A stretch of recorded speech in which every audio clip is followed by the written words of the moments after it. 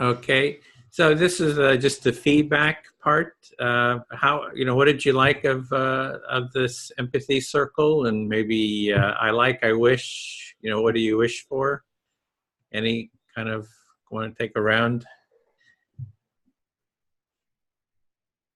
Oh, I'll go. Okay. Um, again, I always appreciate everybody who participates, everybody who's willing to take a risk to come out and to share with other people. I find that I certainly don't want to devalue what we talked about, but I find that that experience is sort of my main takeaway.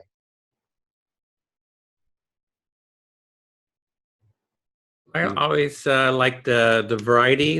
I just sort of really value the variety of voices, and the more variety there is, the more I really enjoy the discussion too. So I'm very grateful for everyone taking part. Um, may I? Yeah, whoever wants to jump in. We were talking about abortion and all the political uh, different approaches to the abortion and political issue around that. And I was joking that what's happened when highly masculinized group talk about abortion, we ending up talking about sex. So, well, as we know, Word and people on Facebook, probably they will jump into this recording and try to find out what we were talking about. That's how our culture works. And but I think it was good point. We never talk about earlier that if we talk about abortion, we have to talk about our sexual activity. Yeah, that's a good point. I agree with that. With my right wing opponent.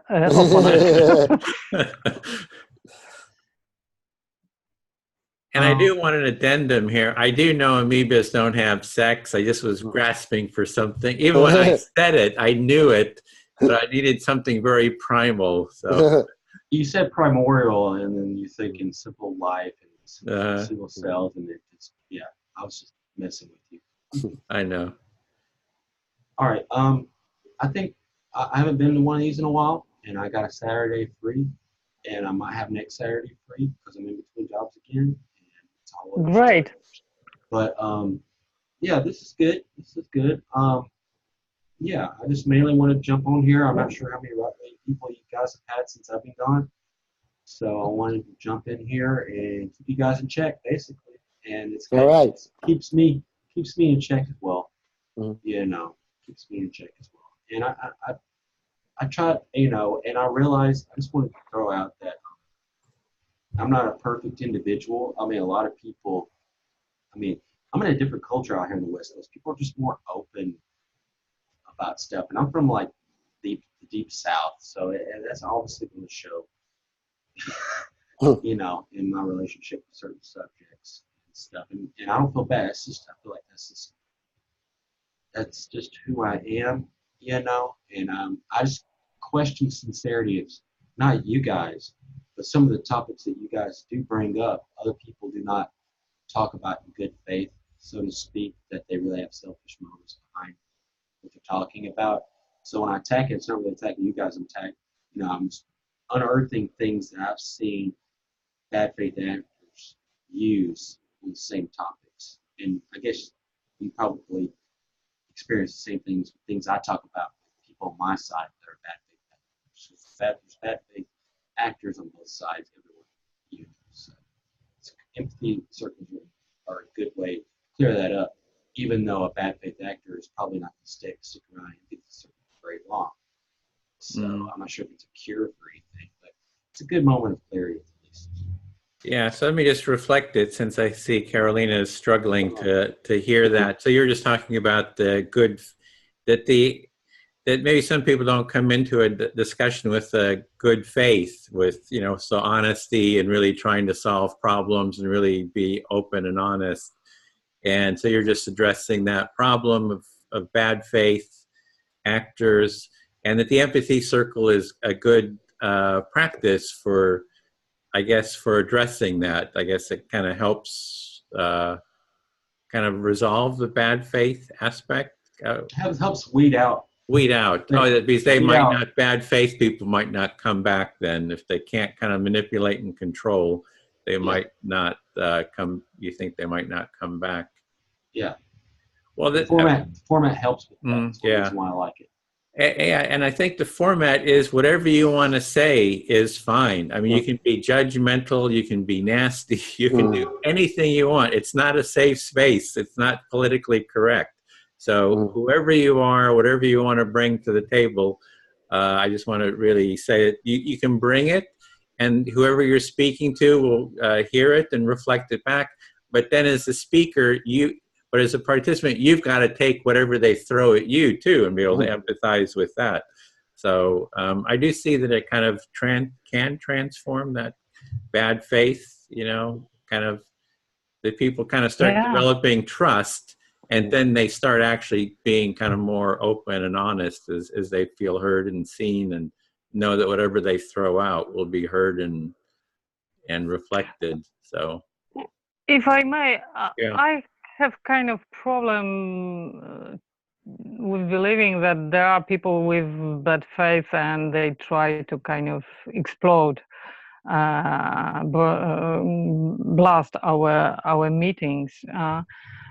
But I didn't say they were. I'm just saying they're out there. People like. Okay. But I believe that even, well, if somebody has kind of bad faith, they still might say something that might be interesting. Yeah. I've never met anybody with bad faith that it's like, in that sense, it's like whatever you say, I take you at your word and try to hear the feelings and the deeper needs that they have. So I guess, I think that the empathy circle kind of supports that, hearing kind of what's behind the, you know, kind of going deeper. And once you get behind it, you just see that everybody's humanity, everybody has that same foundational humanity. So I think that's one of the, Yeah, I like very much the moment when somebody I disagree deeply says something that completely opens my mind, and suddenly I discover, oh my God, I never thought about it. A completely new perspective. I love this moment of kind of, you know,